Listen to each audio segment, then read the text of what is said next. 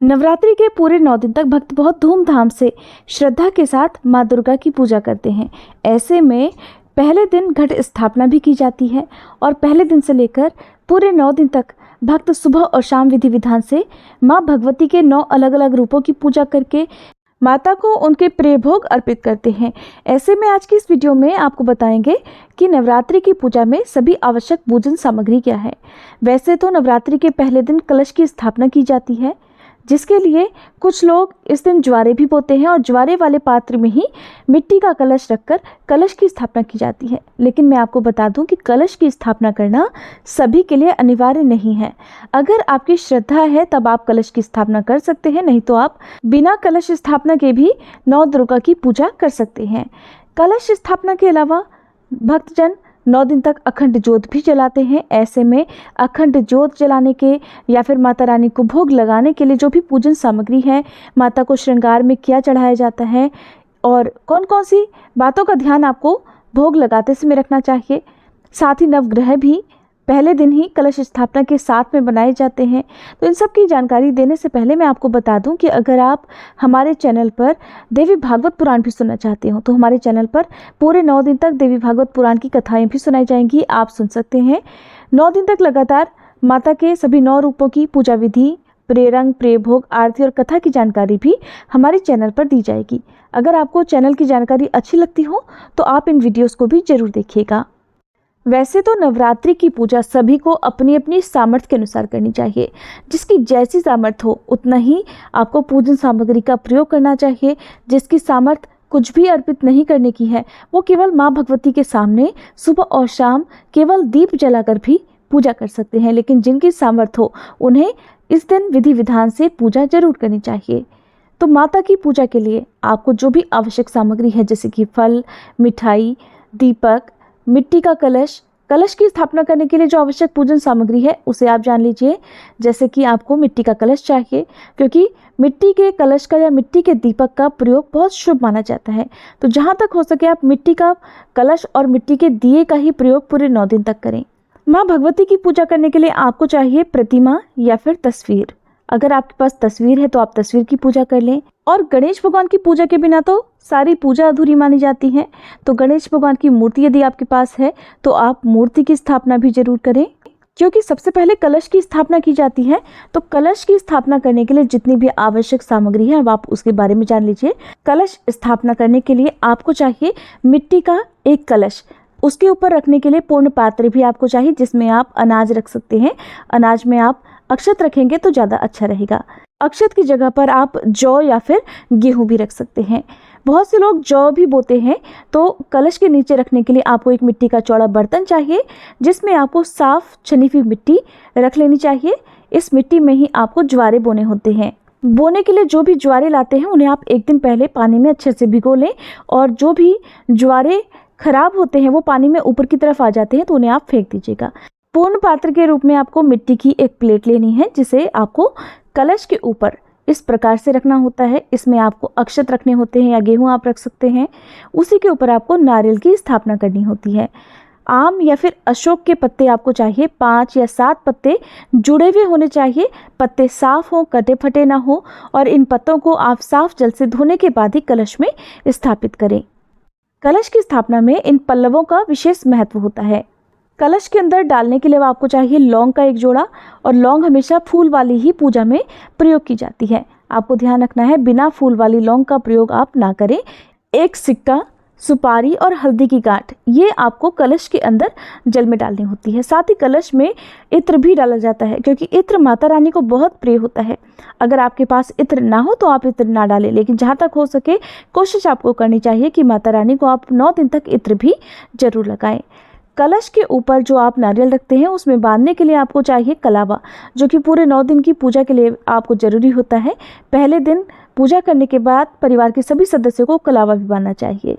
नारियल के ऊपर लपेटने के लिए आपको चाहिए चुनरी, और इसे अच्छे से आपको कलश में लपेटकर उसके ऊपर से कलावा बांधकर आपको रख लेना है। मैं यहाँ पर आपको करके दिखा रही हूँ कि किस प्रकार से आपको नारियल के ऊपर ये चुनरी लपेटनी है। नारियल को हमेशा लिटा कर रखना होता है। ये है जौ।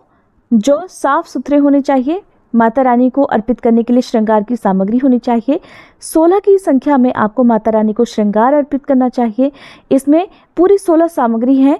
आपके पास अगर 16 सामग्री ना हो तो आप 16 की संख्या में चूड़ी या बिंदी भी अर्पित कर सकते हैं। साथ में सिंदूर माता को जरूर अर्पित करें और सभी सुहागिन महिलाएं हर दिन माता रानी को अर्पित किए गए सिंदूर में से थोड़ा सिंदूर अपनी मांग में भी लगाना चाहिए।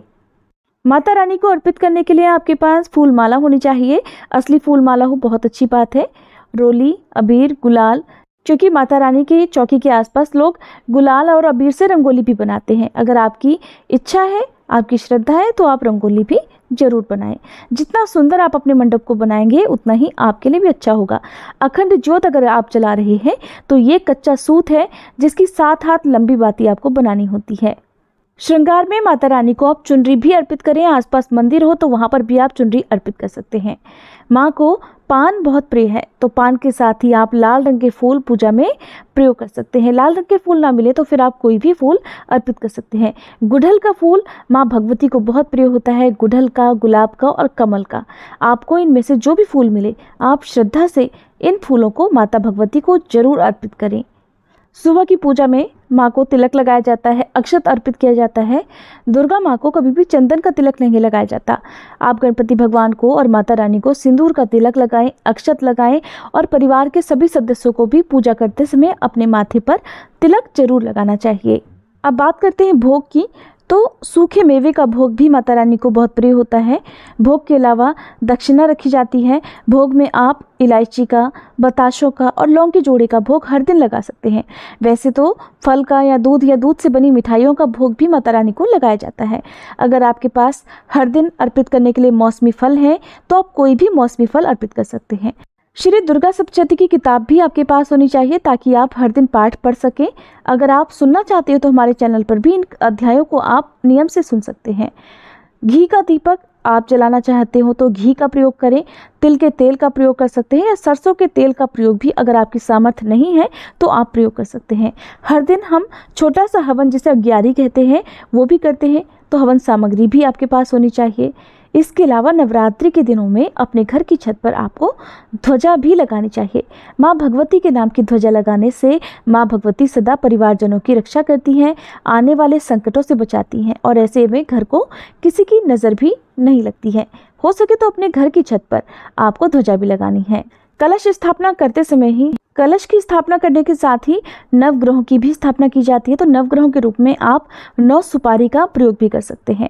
इन सुपारियों को, जो कि नवग्रह का प्रतीक होते हैं, अक्षत के ऊपर ही स्थापित करना चाहिए। अखंड ज्योत यदि आप जलाना चाहते हैं तो इस प्रकार का दीपक आप प्रयोग कर सकते हैं। यदि आपके पास पीतल का दिया नहीं हो तो मिट्टी का एक चौड़ा सा दिया भी आप प्रयोग कर सकते हैं। इस प्रकार से मिट्टी का चौड़ा दीपक आप लें और मिट्टी के दीपक को पहले आपको कुछ घंटे पानी में भिगोकर रख लेना चाहिए। अखंड ज्योत जलाने के लिए सबसे अच्छा रहता है मिट्टी का दीपक। हो सके तो आप मिट्टी के दीपक का ही प्रयोग करें। अखंड ज्योत वाले दीपक को आप ना उठाएं। आरती करने के लिए आप अलग से दीपक जलाकर सुबह शाम दूसरे दीपक से आरती कर सकते हैं। माता रानी को भोग लगाने के साथ ही मंदिर में हर समय जल से भरा हुआ आपको एक छोटा कलश या गिलास भी रखना है। अखंड ज्योत आप चाहे कच्चे सूत की बना सकते हैं या फिर कलावे का प्रयोग भी इसमें कर सकते हैं। अखंड ज्योत जलाने के लिए आपको 7 हाथ लंबी बाती बनानी है, जिसे थोड़ा मोटा रखना है और उससे आप दीपक की बाती बनाकर इस प्रकार से दिया जला सकते हैं। तो ये थी नवरात्रि की पूजा से जुड़ी कुछ जरूरी सामग्री की जानकारी। अगर आपकी सामर्थ्य इससे भी ज़्यादा करने की हो तो आप अपनी सामर्थ्य के अनुसार पूजा कर सकते हैं। कुछ नहीं है तो सुबह शाम केवल दीप जलाकर भी माँ की पूजा कर सकते हैं। एक बात का आपको ध्यान जरूर रखना है कि चौकी की स्थापना आपको करनी ही होती है अगर आप नवरात्रि की पूजा कर रहे हैं। चौकी की स्थापना करके साफ लाल वस्त्र बिछाएं, उसके ऊपर ही आपको माँ भगवती की प्रतिमा या तस्वीर की, भगवान गणेश की और कलश की स्थापना करनी होती है। ये थी आज की वीडियो। उम्मीद है ये जानकारी आपको पसंद आई होगी। अच्छी लगी हो तो लाइक जरूर कीजिएगा।